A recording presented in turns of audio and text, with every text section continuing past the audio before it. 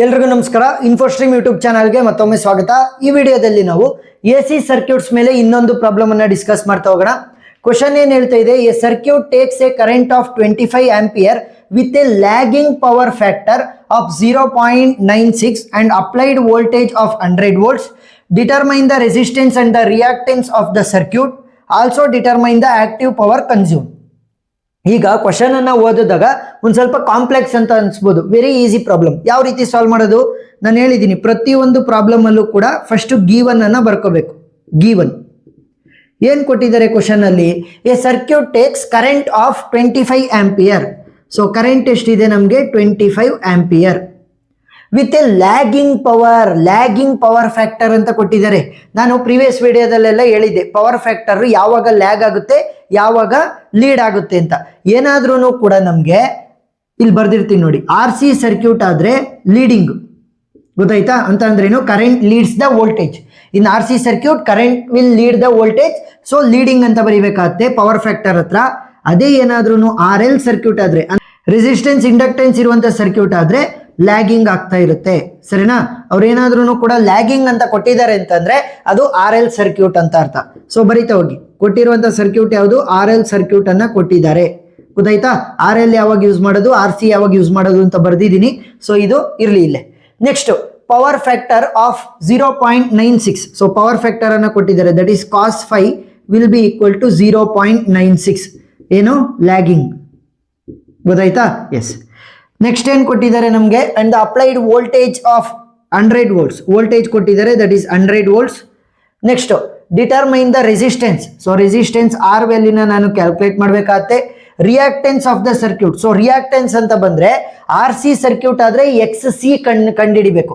R C circuit ಆದ್ರೆ X C ಕಂಡಿಡಿಬೇಕು. R L circuit ಆದ್ರೆ ಎಕ್ಸ್ ಎಲ್ ಅನ್ನ ಕಂಡಿಡಿಬೇಕು. ಸೊ ಈಗ ನಮಗೆ ಆರ್ ಎಲ್ ಸರ್ಕ್ಯೂಟ್ ಆಗಿರೋದ್ರಿಂದ ಎಕ್ಸ್ ಎಲ್ ಅನ್ನ ಕಂಡಿಡಬೇಕು. That is the reactance of the circuit. Also determine the active power consumed. Active power consumed ಅಂತಂದ್ರೆ ಪಿ ವ್ಯಾಲ್ಯೂನ ಕ್ಯಾಲ್ಕುಲೇಟ್ ಮಾಡೋದಕ್ಕೆ ಕೇಳ್ತಾ ಇದ್ದಾರೆ.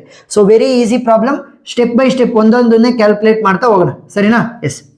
ಸೊ ಫಸ್ಟ್ ಏನ್ ಹೇಳ್ತಾ ಇದ್ದಾರೆ ನಮಗೆ, cos 5 ವ್ಯಾಲ್ಯೂ ಕೊಟ್ಟಿದ್ದಾರೆ, ಕರೆಂಟ್ ವ್ಯಾಲ್ಯೂ ಕೊಟ್ಟಿದ್ದಾರೆ, ವೋಲ್ಟೇಜ್ ವ್ಯಾಲ್ಯೂ ಕೊಟ್ಟಿದ್ದಾರೆ, ರೆಸಿಸ್ಟೆನ್ಸ್ ವ್ಯಾಲ್ಯೂನ ಕಂಡುಹಿಡಿಯೋದಕ್ಕೆ ಹೇಳ್ತಾ ಇದ್ದಾರೆ. ಸೊ ರೆಸಿಸ್ಟೆನ್ಸ್ ವ್ಯಾಲ್ಯೂನ ಕಂಡುಹಿಡಿಯೋದಕ್ಕಿಂತ ಮುಂಚೆ ನಾವು ಇಂಪಿಡೆನ್ಸ್ ವ್ಯಾಲ್ಯೂನ ಕ್ಯಾಲ್ಕುಲೇಟ್ ಮಾಡ್ಕೊಂತೀವಿ.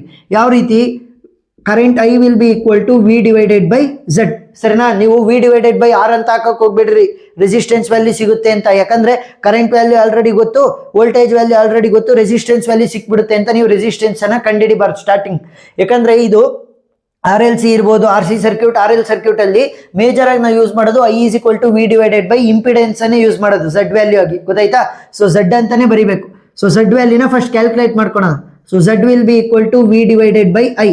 ಸೊ ವೋಲ್ಟೇಜ್ ಎಷ್ಟಿರೋದು ನಮಗೆ, voltage is of 100 volts, volt divided by current is of 25 ampere. So Z value ಏನ್ ಬರುತ್ತೆ ನಮಗೆ 4 ohm. ಇದನ್ನು ಕೂಡ ನಾವು ಓಮ್ ಇಂದಾನೆ ರೆಪ್ರೆಸೆಂಟ್ ಮಾಡ್ತಾ ಹೋಗ್ತೀವಿ, S I unit. So S I unit ಪ್ರತಿ ಒಂದಕ್ಕೂ ಕೂಡ ಬರೀಲೇಬೇಕು, ಇಲ್ಲ ಅಂತಂದ್ರೆ ಮಾರ್ಕ್ಸ್ ಕಟ್ ಮಾಡ್ಬಿಡ್ತಾರೆ. ಹಾಫ್ ಮಾರ್ಕ್ಸ್ ಅಂತೂ ಕಟ್ ಮಾಡೇ ಮಾಡ್ತಾರೆ ಏನಾದ್ರೂ ಎಸ್ ಐ ಯೂನಿಟ್ ಬರ್ದಿಲ್ಲ ಅಂದ್ರೆ. ಝಡ್ಗೆ ಏನು S I unit ohm. Next Z value ಗೊತ್ತಾಯ್ತು ಅಂತಂದ್ರೆ ನಾವಿವಾಗ ಕ್ಯಾಲ್ಕುಲೇಟ್ ಮಾಡಕ್ ಹೇಳಿರೋದೇನು, ರೆಸಿಸ್ಟೆನ್ಸ್ ಆರ್ ಅನ್ನ ಕ್ಯಾಲ್ಕುಲೇಟ್ ಮಾಡಕ್ ಹೇಳಿದ್ದಾರೆ. ನನಗೆ cos 5 that is power factor value ಗೊತ್ತು. ಸೊ ನೋಡಿ ಇಲ್ಲಿ cos 5 that is power factor will be equal to R divided by Z.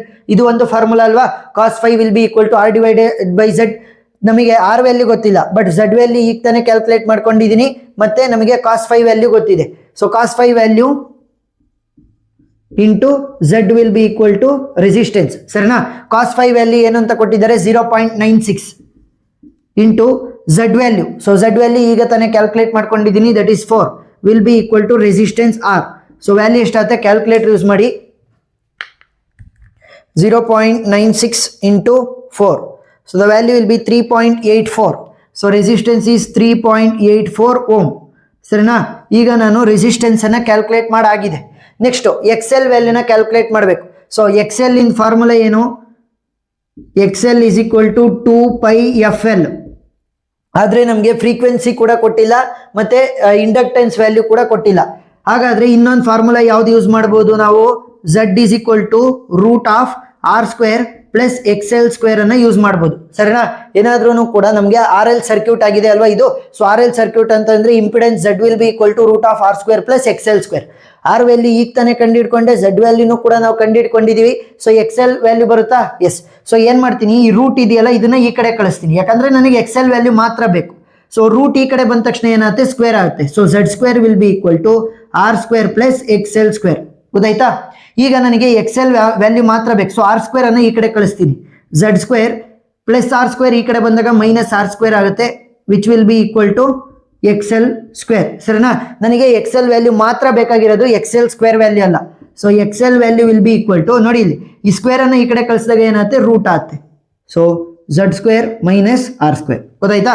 So X L value will be equal to root of Z square ಅಂತಂದ್ರೆ Z value ಏನಂತ ಕೊಟ್ಟಿದ್ದಾರೆ, 4, that is 4 square minus R resistance value ಎಷ್ಟು ಬಂದಿದೆ ನಮಗೆ, 3.84 whole power 2.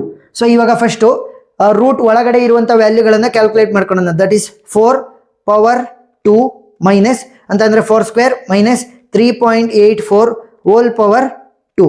So value ಎಷ್ಟು ಬರುತ್ತೆ ನಮಗೆ, 1.2544 ಅಂತ ಬರುತ್ತೆ. X L value is root of 1.2544. So root ಅನ್ನ ಹಾಕಿ, root of 1.2544, the value will be 1.12. So X L value ಎಷ್ಟು ಬಂತು, 1.12. ಇದನ್ನು ಕೂಡ ನಾವು ಓಮ್ ಇಂದಾನೆ ರೆಪ್ರೆಸೆಂಟ್ ಮಾಡ್ತಾ ಹೋಗ್ತೀವಿ. ಸರಿನಾ? ಸೊ ಎಕ್ಸೆಲ್ ವ್ಯಾಲ್ಯೂ ನನಗೆ ಸಿಕ್ಕಿದೆ, ರೆಸಿಸ್ಟೆನ್ಸ್ ಆರ್ ವ್ಯಾಲ್ಯೂ ಸಿಕ್ಕಿದೆ. ನೆಕ್ಸ್ಟ್ ಪವರ್ ಪಿ ವ್ಯಾಲ್ಯೂನ ಕ್ಯಾಲ್ಕುಲೇಟ್ ಮಾಡಬೇಕು. ಸೊ ಪವರ್ ಪಿ ಅನ್ನ ಕ್ಯಾಲ್ಕುಲೇಟ್ ಮಾಡೋದಕ್ಕೆ 2 ವೇ ಇದೆ. ಏನು ಅವ್ರು ಕೇಳಿರೋದು, ಆಕ್ಟಿವ್ ಪವರ್ ಅಂತ ಕೇಳಿದ್ದಾರೆ. ಆಕ್ಟಿವ್ ಪವರ್ ಅನ್ನ ನಾವು 2 ರೀತಿ ಕಂಡುಹಿಡಿಬಹುದು. ಯಾವ ರೀತಿ, ಒಂದು VI cos phi, VI cos phi. So power will be equal to, voltage value ಎಷ್ಟಿದೆ ನಮಗೆ, voltage is of 100. Next current value ಎಷ್ಟು ಅಂತ ಕೊಟ್ಟಿದ್ದಾರೆ, 25 ಆಂಪಿಯರ್ ಅಂತ ಕೊಟ್ಟಿದ್ದಾರೆ, into 25 into cos phi. So cos phi value ಏನಂತ ಕೊಟ್ಟಿದ್ದಾರೆ ಅವರು, 0.96 ಅಂತ ಕೊಟ್ಟಿದ್ದಾರೆ. ಸೊ ಇದಷ್ಟು ಕೂಡ ಮಲ್ಟಿಪ್ಲೈ ಮಾಡಿದ್ರೆ ನಮಗೆ ಪವರ್ ವ್ಯಾಲ್ಯೂ ಸಿಗುತ್ತೆ. ಸೊ ವ್ಯಾಲ್ಯೂ ಏನಾಗುತ್ತೆ, 100 into 25 into 0.96. So value will B 2400 watts. ಸರಿನಾ? ವ್ಯಾಟ್ಸ್ ಇಂದಾನೆ ಅಲ್ವಾ ನಾವು SI ಯೂನಿಟ್ ಅನ್ನ ತೋರಿಸ್ತಾ ಹೋಗೋದು ಪವರ್ದು. ಸೊ ಇದು ಒಂದು ಮೆಥಡ್. ಇನ್ನೊಂದು ಮೆಥಡ್ ಏನು ಯೂಸ್ ಮಾಡ್ಬೋದು, ಕನ್ವೆನ್ಷನಲ್. ನಾವು ಪ್ರೀವಿಯಸ್ ವಿಡಿಯೋದಲ್ಲೆಲ್ಲ ಯೂಸ್ ಮಾಡ್ತಾ ಇದ್ವಲ್ಲ, P is equal to I square into R. So P value will B, I value ಎಷ್ಟಿದೆ ಅಂತಂದ್ರೆ current value that is 25. So 25 whole square into resistance value ಎಷ್ಟು ಬಂದಿದೆ ನಮಗೆ, resistance value is 3.84. So value ಎಷ್ಟಾಗುತ್ತೆ ನೋಡಿ, 25 hole power 2 into 3.84. So value ಎಷ್ಟು ಬರುತ್ತೆ, 2400. ನೋಡಿ ಯಾವುದೇ ಒಂದು ಮೆಥಡ್ ಅನ್ನು ಯೂಸ್ ಮಾಡಿದ್ರು ಕೂಡ ನಿಮಗೆ 2400 ವ್ಯಾಟ್ಸ್ ಬರ್ತಾ ಇದೆ. ಸೊ ಇದನ್ನ ಬೇಕಾದ್ರೆ ಕಿಲೋ ವ್ಯಾಟ್ಸಿಗೆ ಕನ್ವರ್ಟ್ ಮಾಡ್ಬೋದು. ಯಾವ ರೀತಿ, 2.4 ಕಿಲೋ ವ್ಯಾಟ್ಸ್. ಕಿಲೋ ಅಂತಂದ್ರೇನು, 1000. ಸೊ ಇವಾಗ 2.4 ಇಂಟು 1000 ಅನ್ನ ಹೊಡೀರಿ, ವ್ಯಾಲ್ಯೂ ಎಷ್ಟು ಬರುತ್ತೆ, 2400. ಸರಿನಾ? ಸೊ ಈ ತರ ಬರಿಬೋದು, ಈ ತರ ಬರೆದ್ರು ನಿಮಗೆ ಫುಲ್ ಮಾರ್ಕ್ಸೇ ಸಿಗುತ್ತೆ. ಸರಿನಾ? ಸೊ ಇದನ್ನು ಸ್ಕ್ರೀನ್ ಶಾಟ್ ತಕೊಳ್ಳಿ. ಎಕ್ಸ್ಟ್ರಾ ಪ್ರಾಬ್ಲಮ್ಗಳ ವಿಡಿಯೋ ಲಿಂಕ್ ಅನ್ನ ನಾನು ಡಿಸ್ಕ್ರಿಪ್ಷನ್ ಅಲ್ಲಿ ಕೊಟ್ಟಿರ್ತೀನಿ, ನೀವು ನೋಡಬಹುದು. ಯಾಕಂತಂದ್ರೆ ಎಕ್ಸ್ಟ್ರಾ ಪ್ರಾಬ್ಲಮ್ ಮತ್ತೆ ಡಿಫ್ರೆಂಟ್ ಪ್ರಾಬ್ಲಮ್ಸ್ ಬರ್ತಾ ಹೋಗ್ತವೆ, RLC ಸರ್ಕ್ಯೂಟ್ ಮೇಲೆ, RC ಸರ್ಕ್ಯೂಟ್ ಮೇಲೆ, RL ಸರ್ಕ್ಯೂಟ್ ಮೇಲೆ.